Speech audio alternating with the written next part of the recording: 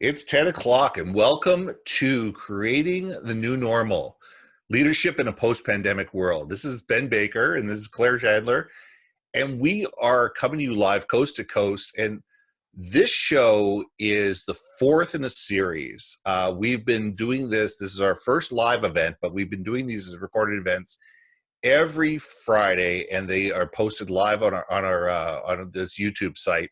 And we're excited about it because our attitude is that we are in this pandemic. We absolutely are in this pandemic, but you know what? We're not going to be in there forever. We are absolutely not going to be in here forever. And it is up to leadership to take a look and sit there and say, where are we now? And where do we want to go? And what is keeping us from getting there? Because as we come out of this pandemic, as we move forward, we need to be able to hit the ground running. And if we're waiting for the world to open up, if we're waiting for all the doors to open up, and we're waiting for government to say we can start business again, we're going to be 3, 6, 9 months behind the game. But if we're planning now, if we're organizing now, that when that day comes, your team will be ready, you'll be ready, your business will be ready, and you'll be able to be the people that people want to talk to. And you're already engaging your clients and you're already getting them excited. So that's what this show is all about. So welcome. Claire, I'm going to pass it over to you. Sure. And Ben, what a great way to tee this up and kind of set the context. And I think you have absolutely hit the nail on the head. It feels like the world has gone asleep, is sort of in hibernation. And the most powerful positive thing I think about this experience is the fact that, like no other time in any of our lives, this is a globally shared experience. This is something that literally everyone we know, everyone in our family, everyone that we do business with, everyone that we encounter casually is going through this same experience. Yes, from different perspectives, and yes, with different needs, and yes, with different levels of, anxiety or optimism about it. But it's a really powerful, inclusive, I dare to say, kind of a bonding experience, right? It's sort of the, where were you in the spring of 2020? What was your life like? And yes, we all have certain restrictions, but there are other things that I think we are learning. And to your point, I think any business, and especially any leader who is sitting back and saying, well, we're all in the same boat and we are all in the same suspended animation. So I'm not going to put too much pressure on myself, my ability to lead my team, or our company's ability to look ahead, because everyone is sort of, being held back. And I would say if that is a thought in your head, you've got to overcome that, and you've got to overcome that really, really soon, because other businesses, other companies, other leaders are not letting this opportunity hamper their ability to continue to do what they do, to continue to grow, to continue to pursue their mission, to continue to refine their mission, their vision. So I think there is a very, while it's a globally shared experience, there is a very unique opportunity for the right businesses and the right leaders to do something with this time and not treat it as a pause button. Certainly it's a time for reflection. But if I had one stern warning for the universe out there, it's, don't pause too long. Yes, reset. Yes, reassess. Yes, realign. But if you are not recalibrating while you're doing that, you're not going to emerge from this crisis, healthy as a business. So that's a big caveat. Exactly. I mean, like you, our business is across North America and worldwide. And, I've been dealing with a firm in Australia right now, and I'm really excited about what they want us to do for them.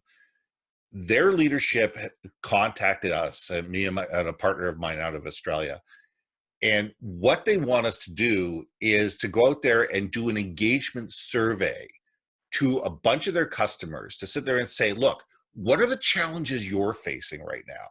So we're going to do these, these focus groups, these town hall meetings with their clients and find out, okay, what are the challenges you're facing? What are the things that are keeping you from being successful? What are the things that you're being afraid of? And to find out if there's ways that my company, my client, can help their clients succeed. And we're going to do, some engagement pieces. We're going to do some town halls. We're going to do some marketing, and a whole bunch of other things. But that's true leadership.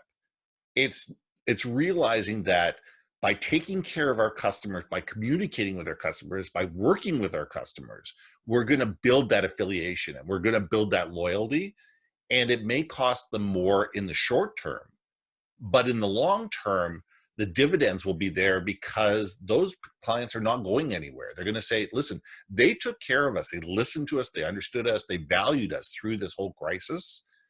And because of that, we're going to be loyal to them moving forward. So I think that businesses need to sit there and be creative. And it's not just saying, look at me. It's saying, okay, what can we do to make our clients' lives better?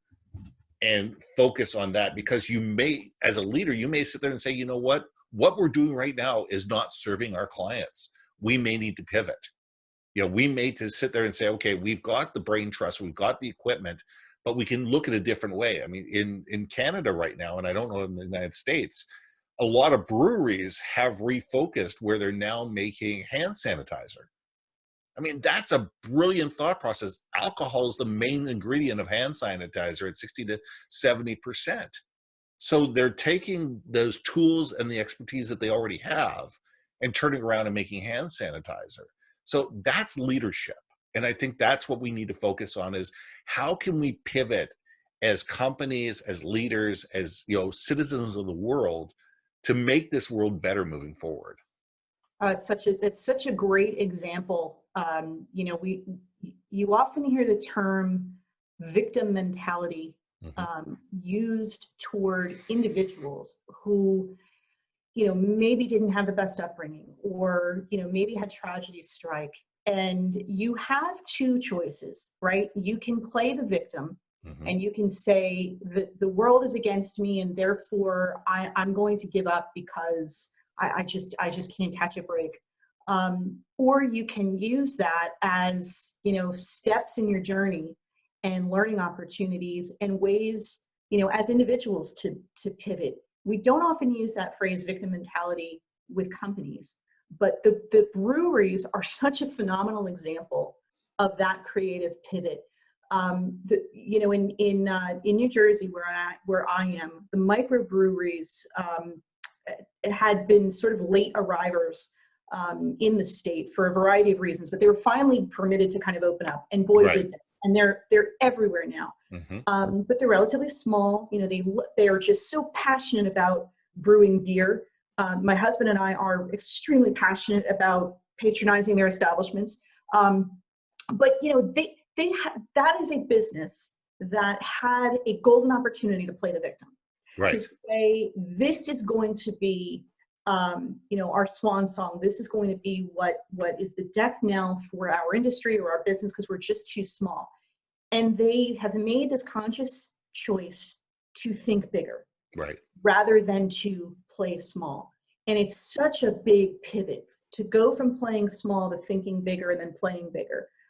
The distilleries in New Jersey and across the country, the breweries, all of these folks who said, you know what, we could shut our doors, we could lay off everyone, and we can hope that we get out of this cave alive, or we can do something that, that gives back and keeps our business viable. So it's such a phenomenal example of taking what could have turned them into victims of this crisis into an opportunity to rise up and to ascend to a higher form of service delivery. It's such a great example.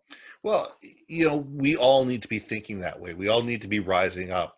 I had a conversation with a client down in Texas, and they were saying, well, the local market is depressed. There's nothing going on, this and that and everything. I said, well, wait a second. You have a Zoom account, right? Yeah. You have a website, right? Yeah. You can still offer what you offer to people around the world, you are now a citizen of the world. The one thing that COVID-19 and this digital revolution, if we want to call that, is going to do is it's going to sit there and say, you know what? I can now hire somebody from Texas if I live in New Jersey, or I can hire somebody from Amsterdam if I live in Australia. It's good to sit there and say, who are the best talent? Who are absolutely the best talent? Who are the people I know, like, and trust? And it doesn't matter if they're sitting side by side with me, or they're half a world away. If they make it easy for me to do business with them, if they make it easy for me to be a customer, they understand me, they value me, they listen to me, you know what? Why wouldn't I do business with them? It's the companies that are going to sit there and say, how can I make it easy for people to do business with me? How can I take care of people? How can I make sure that it's people first, purpose second, profit third? Those are the companies that are going to succeed. We all need profit. There's no question we all need profit. This is not a communist society. I am a for-profit, corporation, and charge accordingly.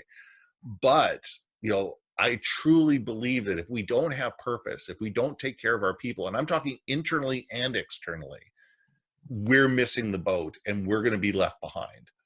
Yeah, absolutely. Hey, a little shout out to Dave Robins, who just joined us. Hey, Dave. Listening live from Gibson's, British Columbia. So fantastic. Awesome. Thanks for joining, Dave. Love seeing you here. Yeah, the word that kind of comes up for me in what you just said is connection, right? Mm-hmm. And that is what has always been about. When you talk to people about how do they grow their business, how do they gain new customers, how do they get more sales, right?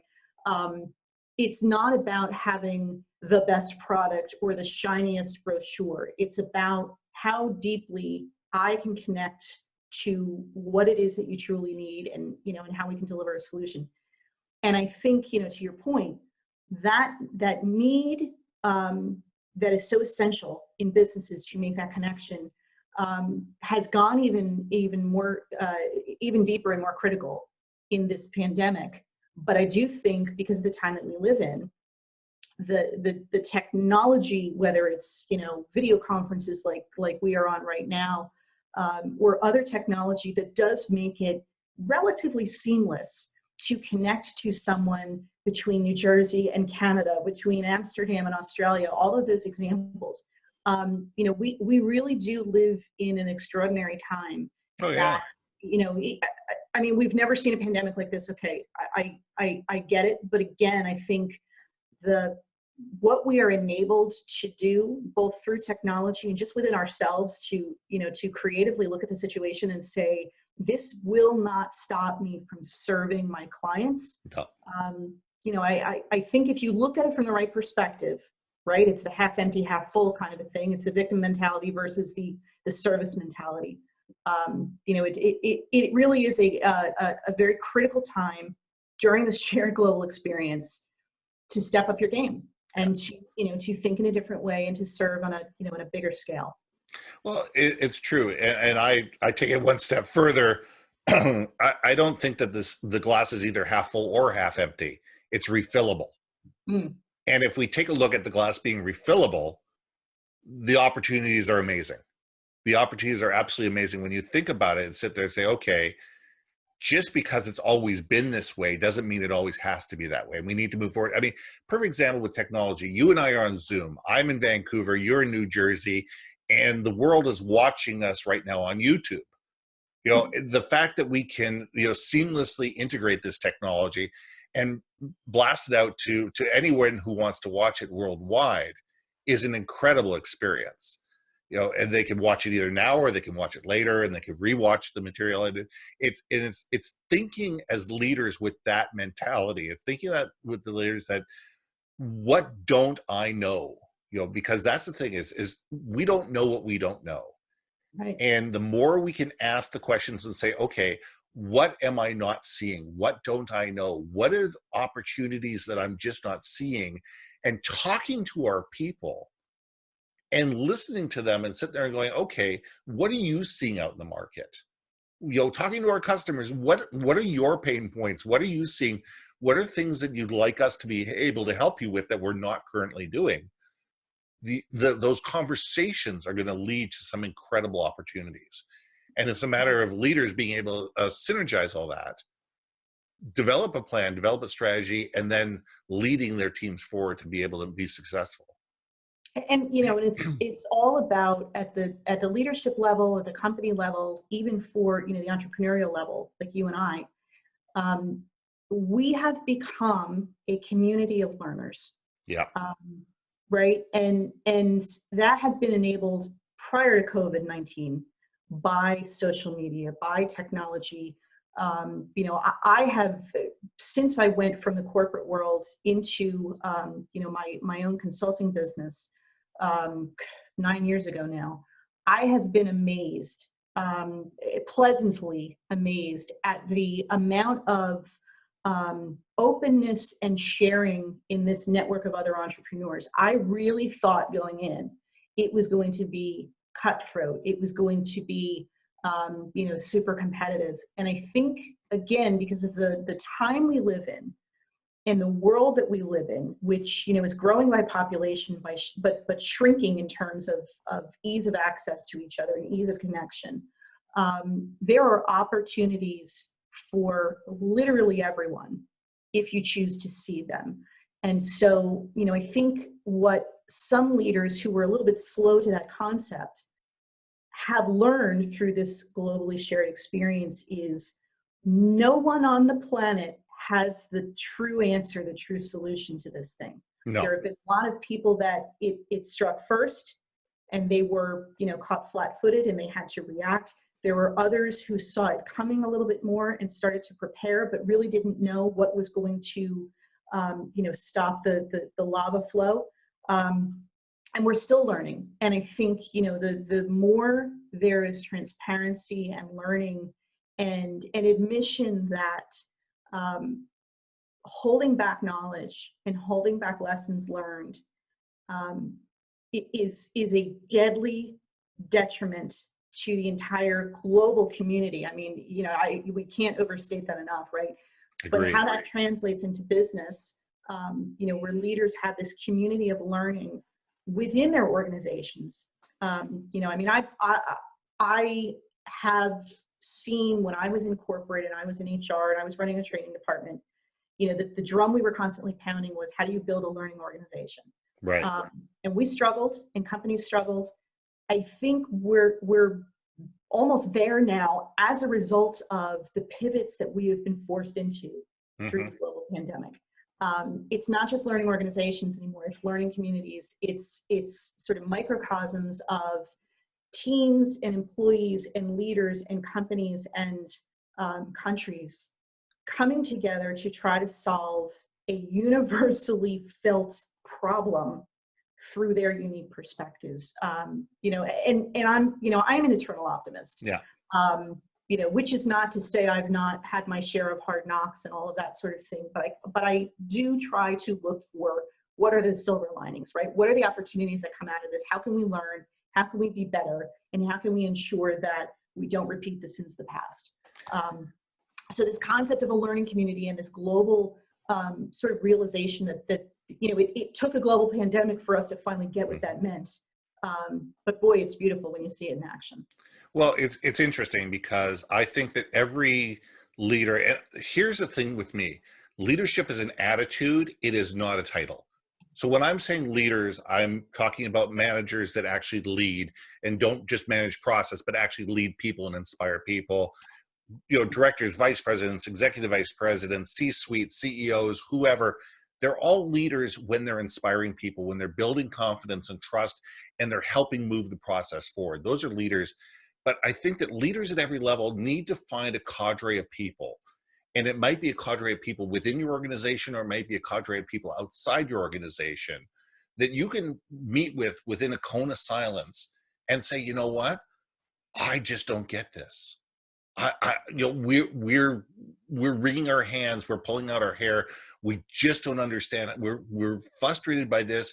And somebody within that group has already figured it out, or at least collectively as a group, you'll be able to come up with solutions together to do it. I mean, that's coaching, that's mentoring, that's, you know, that's creating the mindset that more minds are better than one, and putting aside ego and saying, you know what, it's okay not to know.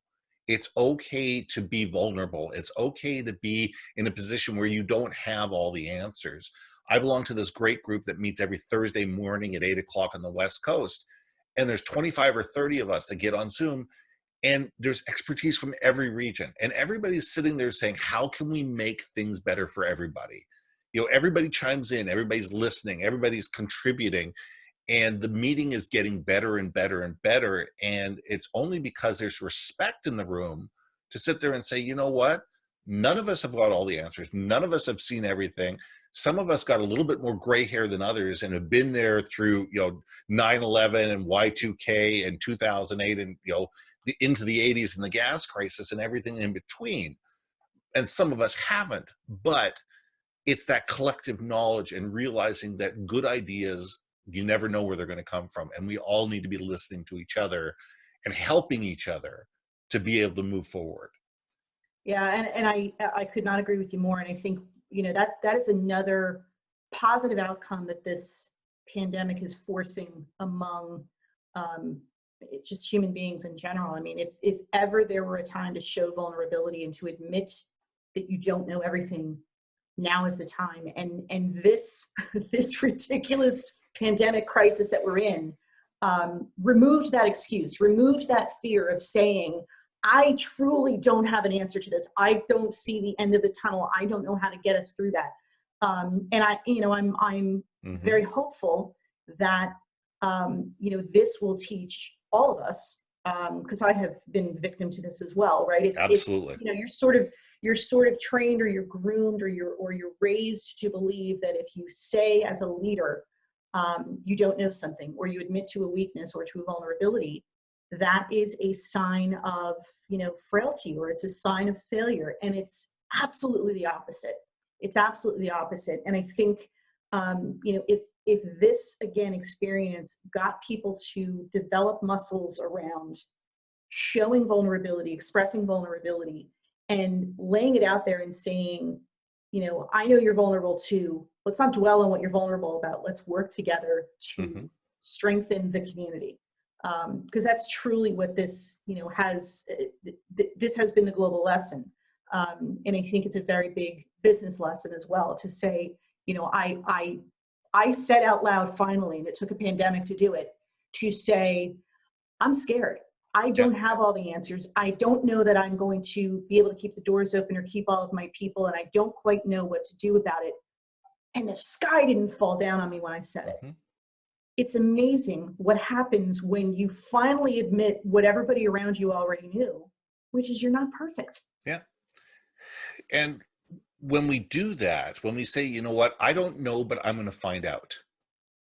When you say, I don't know, and you wring your hands and you throw your hands up, that does not lead to any trust. That doesn't inspire anybody. Right. But when you say, I don't know, but let's find out together, or let's build a task team, find out, or let's go find an expert who really does. Right. As a leader, that inspires your team. Yeah. It's sitting there saying, it's showing that vulnerability to say, you know what, I don't know everything. But on the other hand, I'm going to go find out, and I'm going to take the time and I make the effort. I'm going to invest the money to make sure that we have those answers, because those answers need to be found out. And instead of fake it till you make it, which is just not going to work anymore. Right. We need to be sitting there going, you know what? I don't know, but I need to find out. And this is important. And it's not a sign of vulnerability. It's a sign of the world has had a pandemic change. Our children will be telling the story of COVID-19 to their grandchildren. That's reality. Where 9/11 was for you and I, and we always remember where we were for 9/11. Our kids will remember where they were in the spring of 2020 and be able to tell that to their grandkids. And that's how much the world has shifted. And it doesn't matter if you're in Bangalore, India, or London, England, or Vancouver, BC, or New Jersey. we all had similar experiences. They were different. I mean, obviously, you know, New York and New Jersey had far more death and carnage than Vancouver did, but the shared experience of the fear and the unknown and the lack of leadership, and when you finally find leadership that sits there and says, okay, they're doing their best and they're going to make mistakes and they're going to go down the wrong path, but they're going to admit that, and they're going to sit there and say, this is what we learned from it, this is how we're changing, and this is how we're going to move forward. And I think that there are some great lessons learned. And, you know, I think back to John McCain and Maple Leaf Foods, you know, with the listeria crisis, where people, you know, people died because of a listeria infection. And he stood up day after day in front of the cameras and said, this is what happened, this is what we're doing, this is what we're going to do. And when leaders take ownership and they own the situation, we respect them so much more, and we're willing to follow them so much easier. Yeah. And it's, you know, it's interesting, that example, the listeria example, the 9/11 example, you're right. Some of us were far closer to the impact zone, geographically and therefore emotionally and all of that. You know, I saw earlier this week or last week, we're at is it the 25th anniversary of the Oklahoma City bombing? Yeah, something like that. You know, I remember exactly where I was when that news broke, even though I was in New Jersey then and that was in Oklahoma. The thing about those tragedies, those accidents, those terroristic attacks, and it doesn't always have to be terrorism, these devastating, you know, tsunamis. Any trauma, any of that sort of trauma that is globally observed, even if it's not globally experienced, creates this unity, this we've got your back, we know what you're going through, we are in this together. You know, and as you were kind of talking about the late John McCain, you know, and other things that kind of distinguish where we are in this sort of forced pivot of demonstrating vulnerability, it occurs to me that the greatest leaders I've ever known or you know, studied or had the opportunity to work under have a skill set that mediocre and otherwise, you know, marginally good leaders don't. And it's the same skill set that you and I as entrepreneurs have had to develop to survive, which is asking questions. Yeah. You know, and it's not, I don't want to say skillful because that sounds too, you know, manipulative, but asking good questions. Yeah. And going deeper on questions. And because, you know, if you go to a run-of-the-mill leader and you say, you know, what kind of questions do you ask your people? He or she is going to look at you and say, well, I don't ask because I'm supposed to have the answers. No, you're not. No. If you were supposed to have all the answers, you wouldn't need staff. If you could do everything yourself, if you knew all the answers, if you knew how to run a business from every single angle and how to design it, strategize it, build it, and deploy it, you wouldn't need a team. And it would be a hell of a lot easier to run a business if it was just you and, you know, everything was within your control. But the reality is you do have a staff, you do have a team, you do have people to lead, and they have knowledge that you do not. And woe to you if you don't tap into that. And the best way to do that is not to tell them to tell you what they know and download their information, but to ask them, you know, and, you know, to your point about kind of going into your room and saying, I don't know the answer to that, but I'm going to find out. Sometimes it's incumbent upon a leader to say, I don't know the answer to that, and I don't know how to go about finding that out. How do we figure out that solution? Absolutely. Right? It's amazing to me what happens, and I've seen it firsthand, when a leader goes to one of their people and asks them, how would you do this differently? You've empowered them. I mean, it is an amazing question that a lot of managers and leaders are afraid to ask, because they say, well, if I ask them that, I'm going to get a boatload of complaints and a boatload of things that are just not possible.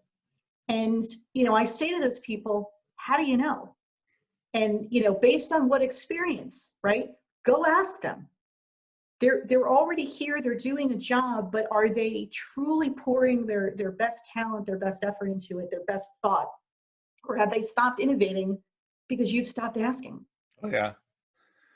My favorite thing to do is when I had staff was if there was a problem, if people had a problem, my door was always open. But you had to come in with two solutions. Yep. You know, you had to come in with two solutions. We could do X or we could do Y. I may not take either. I might take a hybrid of them, or I might suggest, that we augment one of them in a certain way. But at least it gave them the opportunity to know that I was empowering them to come up with a solution, that I was sitting there trying to make them better and trying to get them, instead of them having me be the, all wise, guru on the hill. I was sitting there going, you know what? How would you handle this situation? You work here. You deal with these customers day in and day out. You know them far more intimately than I do. What would make things better for them?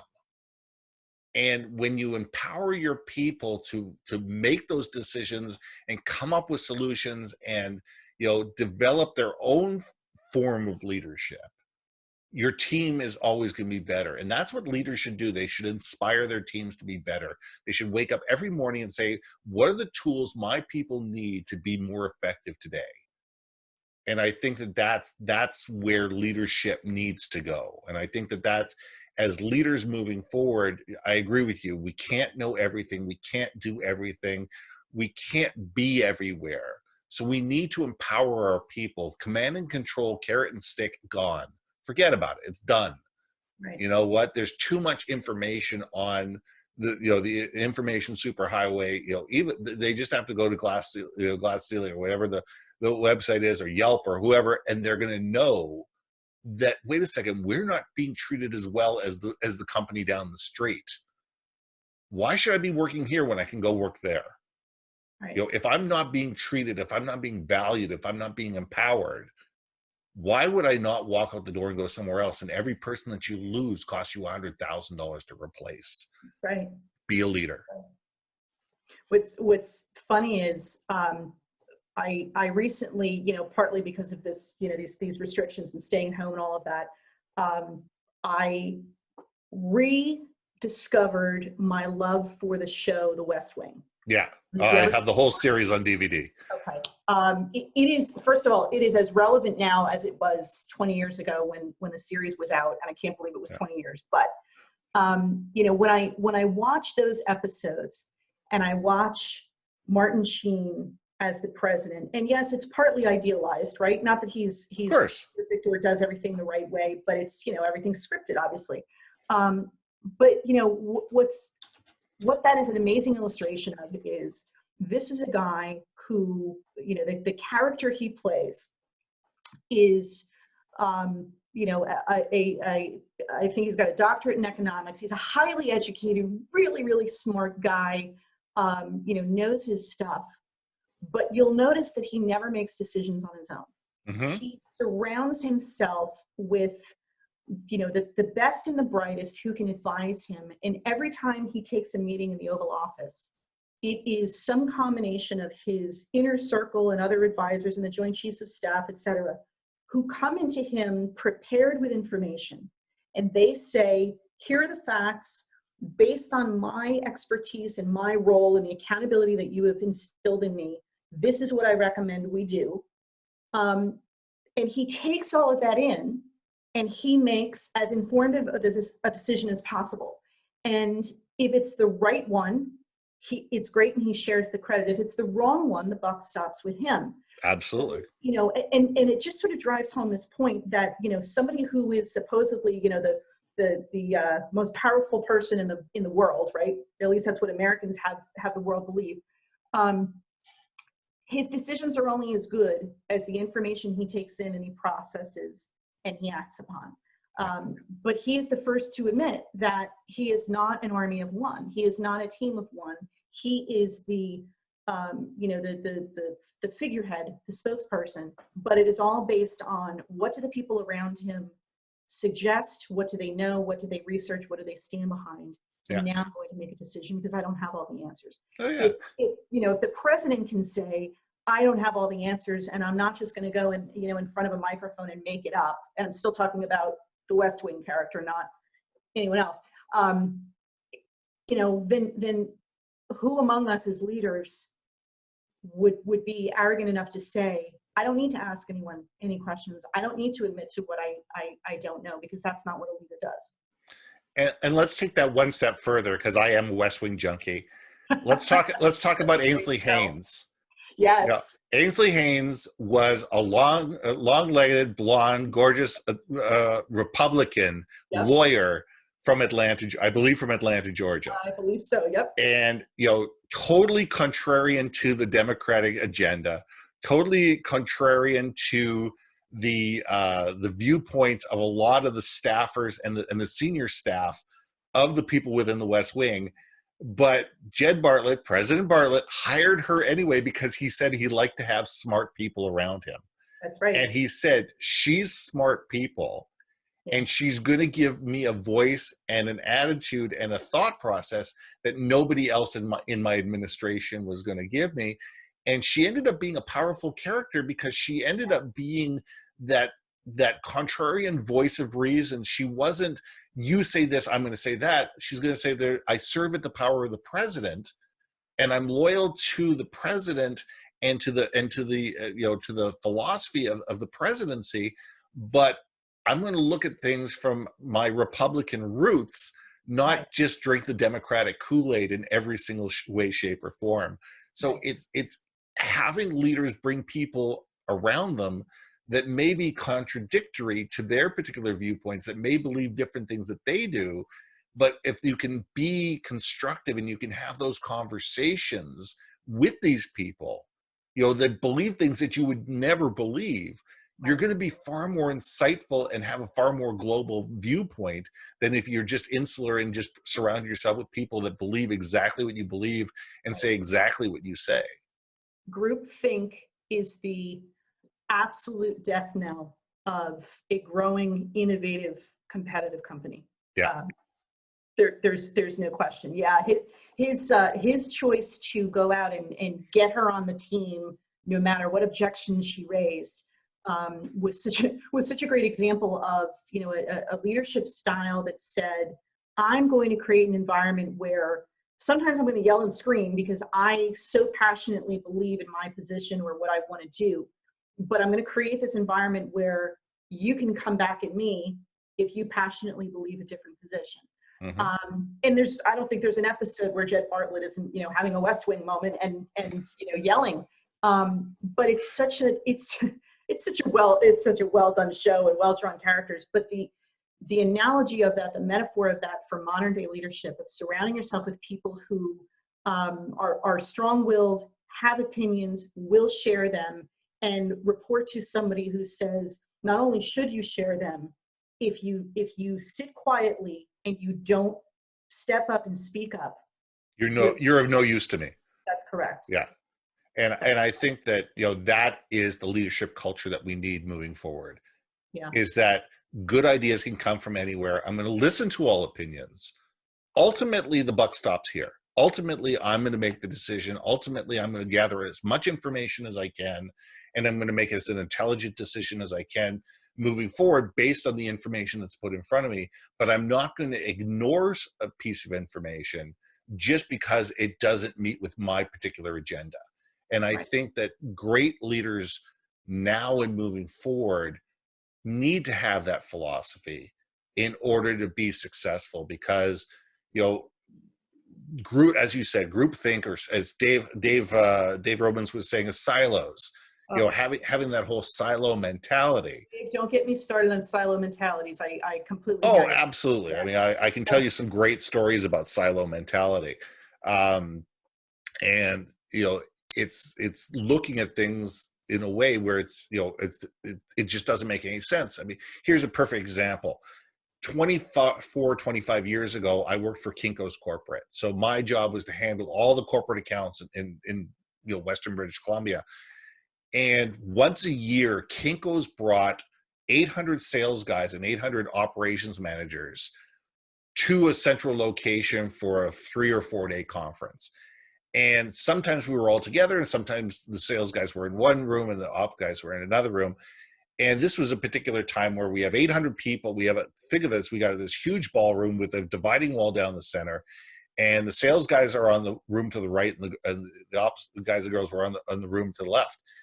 And we're hearing value, sell value, build relationships, trust, all the things that go along with sales. And, and halfway through the meeting, I said, okay, I got to go to the bathroom. I went to the bathroom. I came back. I went, you know what?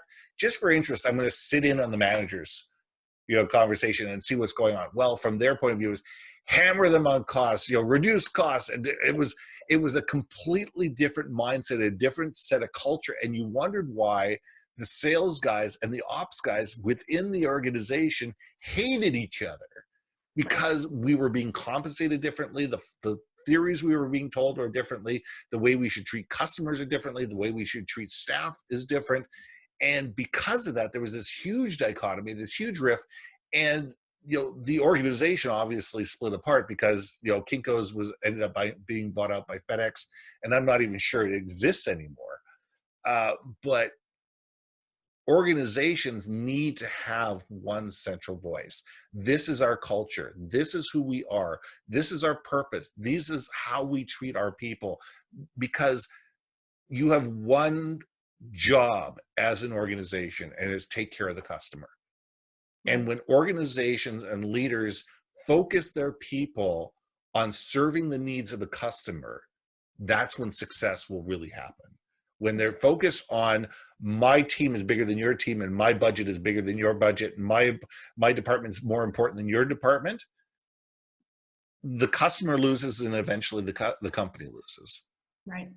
And over time, the siloed thinking, the siloed mentality, the siloed management of companies does not happen overnight. No. There is no one that I know who has built a business who started by putting pillars in the ground with big columns and said, okay, we're going to pour finance into this one and this division into that one. And, don't ever rise up unless, you just need a drink of water. But other than that, don't consort with those people. Don't talk to them. Yeah. I mean, it happens over time. And I think one of the main reasons that happens is companies lose sight of the horizon. Mm-hmm. They say, and it creeps up on them, because all of a sudden they're reporting their results quarterly, monthly, whatever. And then they get enamored with, we didn't make as much of a profit as we wanted to, or we lost a top performer, or, customer complaints are rising. So we're going to go and look at those lagging indicators, which are the problem. And whose fault is it? And whose fault is it? And how do we go back and put a Band-Aid on the problem?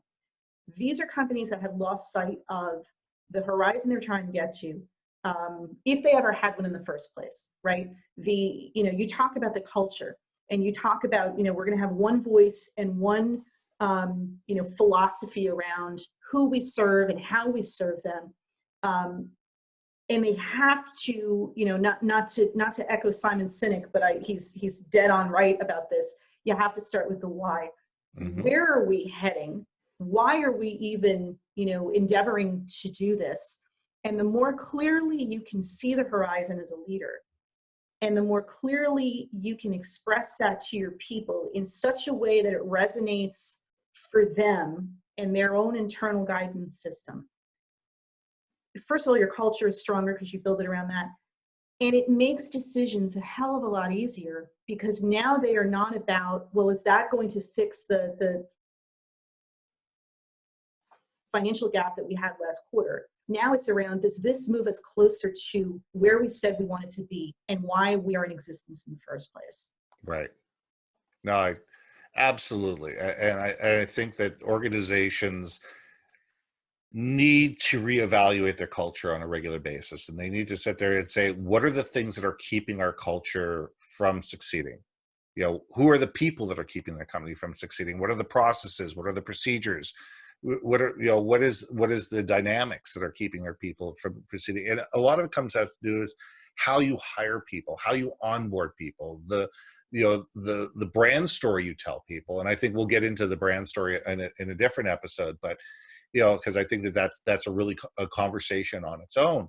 Yeah. But we need to stop thinking about mission, vision, and value statements as a nice to have, and something that has to be ingrained in every single person and has to be lived on a daily basis. And with that, I think you're going to be able to break down silos, and I think you're going to be able to build a stronger culture, and you're going to be able to create opportunities for organizations to stop focusing on internally and pointing fingers internally and sitting there going, it's their fault. Marketing hates ops and ops hates, marketing, and they both hate sales. The question is why? What's creating the communication rifts that's causing this? What are the what are the procedural things that are happening within the organization that are causing this animosity, causing this mistrust, causing things to not run as smoothly as they do? And that's leaders' responsibility. Your responsibility is not to sit in your office and in front of your computer all day and analyze charts. Your job is to sit there and say, what are the factors that are keeping our people from being the best that they can be and treating the customers the best that they can? Right. And if that means, sitting in on, customer service calls, sitting in on marketing meetings, sitting in on, going out on sales calls with salespeople, actually going to trade shows and standing on the show floor and having conversations with actual clients, God forbid, that's what true leadership should do. Yeah. Yeah. In that last 90 seconds or so, anyone who is watching this and who watches the recording, go back to the beginning of that 90 seconds, because the 4 or 5 questions that you just asked, the way you asked them in the beginning, and then you've added to them with some really good questions. Any leader who says, well, I'm not good at asking questions, I wouldn't know the right questions to ask, put those on a Post-it note, put them in your pocket, and walk around and ask those very questions. And don't just bring your leadership team out of their silos, although that is a great first step to get them out of their silos and really dig into those questions. But have those people, those leaders, walk around. I'm a big advocate of having walk around questions for leaders. I work with a lot of leaders to sort of equip them with that. And they're not all cookie cutter, but there are some powerful ones that are universally applicable, and you nailed those. So I think, anyone watching this, and I'm certainly going to do it too, rewind to that section and those 4 or 5 questions, put them on an index card in your pocket and have them, because they are going to open such dialogue in a way that is going to remove barriers, increase collaboration, and turn on the innovation that so many companies have kind of stepped away from. Yeah, it'll be about the 42-minute mark, I think. Okay. If I'm guessing correctly, it'll be about the 42-minute mark. So yeah, thank you. I just, certain things just riff off your head. Well, and you kind of added to them, and then sort of tied in the, what are we doing that is causing this mistrust? And those are important things to analyze as well. But the way that you phrased the beginning ones, they were more open-ended, and they were more hopeful. Yeah. In terms of sort of kind of tapping into the creative juices of the employees, because they have that creativity, and they want to tell you how you can do a better job leading them. But if you focus them on how we as a business can better serve the clients and customers we were put on this earth to serve through this business, that's going to tell leaders how to lead them. Because if they can consolidate and unify around that vision, in a way that is built up organically, and in a way that every person on the team can embrace, can relate to, and can see how they contribute to it. Boy, there's really nothing a company cannot, and to further that, there's no one way to lead. There's absolutely no one way to lead. There are ways not to lead. But there is no one way to lead, and you need to really have a pulse of your organization. Understand who are the people within your organization. What do they need? What employee X needs is not the way employee Y needs, and division X may not look at things the same way as division Y do. Head office versus branch offices, office employees versus home employees. We need to look at this thing as not a cookie cutter. That's but right. as a way of sitting there going, okay, these are human beings. And each human being has their own thoughts, needs, desires, fears. And how do we relate to them? And a great leader equips their leadership at all levels to be able to lead their teams. Because as we said at the very beginning, you can't do it all. You can't be everywhere. You can't do everything. So a great leader provides their people, the next generation of leaders, with the tool set that they need to become better leaders. And that's my mandate. That's my mantra, is to allow us to developing the leader in you, and create the opportunities where we can develop the leader in you at all levels. Because we need to learn how to lead.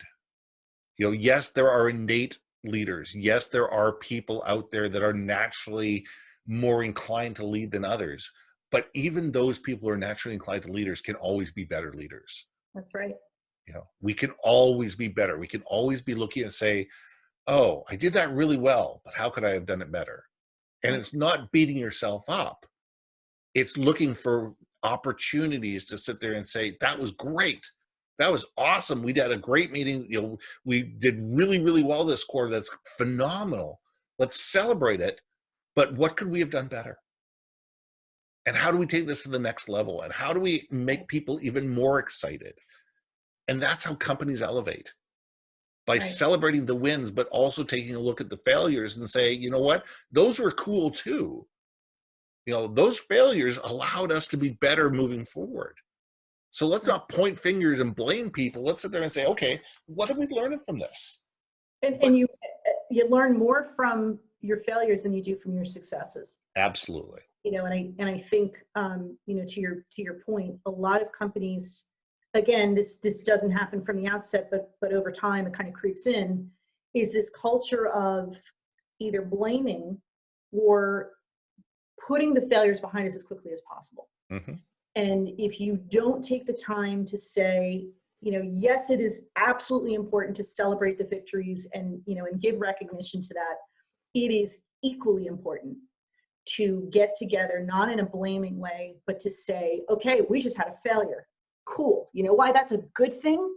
Because those are our greatest opportunities to learn and to get better. So let's get around, a table, a room, a video conference, whatever it is, and let's pick apart how that was a failure, not blaming others, but what we're going to learn from that and what we're going to do better next time. Because you're pushing the envelope. Yeah, well, absolutely. And too many companies, shove that under the rug. And leaders are not perfect. No. Ed Bartlett is not a perfect president. He does not make, he did not make every decision flawlessly, even armed with the best information from the greatest minds he could surround himself with. There were still, things in every episode that didn't go smoothly, that didn't go right. And it's a matter of, not hiding from that, but acknowledging, hey, we're not going to get everything here perfect. But what we are going to do is keep our eyes on the horizon and, lean into, not create opportunities for failure, but lean into those times when we have fallen short and say, what did we learn from this? And how do we come back stronger? And, the companies, a lot of companies talk a real good game about having a high tolerance for failure. I have not come across many companies who advertise that and brag about that, who actually walk that talk. And it's hugely important to the growth and innovation of the company. And if you're saying one thing and doing another, think about how that's frustrating the people inside your organization, how it's demotivating them, how much they become disengaged, how much less they care about your organization if you're constantly saying one thing. And when the rubber meets the road and you say, you know what, we celebrate failures and we work together and we build these things together, and then all of a sudden the finger comes out and it points at you. Right. It says it's your fault. Right. That's demoralizing. Yep. And people around that person go, okay, if the finger's going to point at them today, could it be me tomorrow? Right. And it's not just that one person becomes demoralized. It's not that one person becomes disengaged. It could be a department, or it could be a division, or it could be the entire company, because people talk. Yeah. And, we need as organizations to sit there and say, this is who we truly are. This is what we're really about. This is what we're willing to stand for, and this is what we're willing to fight against. And this is how we're going to live our lives day in and day out. And we're not going to be perfect, and we're going to make mistakes, and we're going to learn from them and move on. But this is the goals, and these are the things that we want to have the company built on. And if we can actually do these things and create a culture that we can actually live and actually succeed in doing, it may not be a lot of things, but if you can do those things and do it well, the great minds will flock to work for you. That's right. And there is good news and there is bad news in that story, right? The bad news is when there is a conflict between what you say as a leader and what you actually do, right? What we advertise as our culture and what the culture in fact is. Yeah. It is it is human nature to follow the action, not the words, right? To dismiss the words if they are in conflict with the action. Yeah. So, the common saying lately, at least in the States, is don't watch what he says, watch what he does, Yeah. right? And that's any leader. And that's any leader.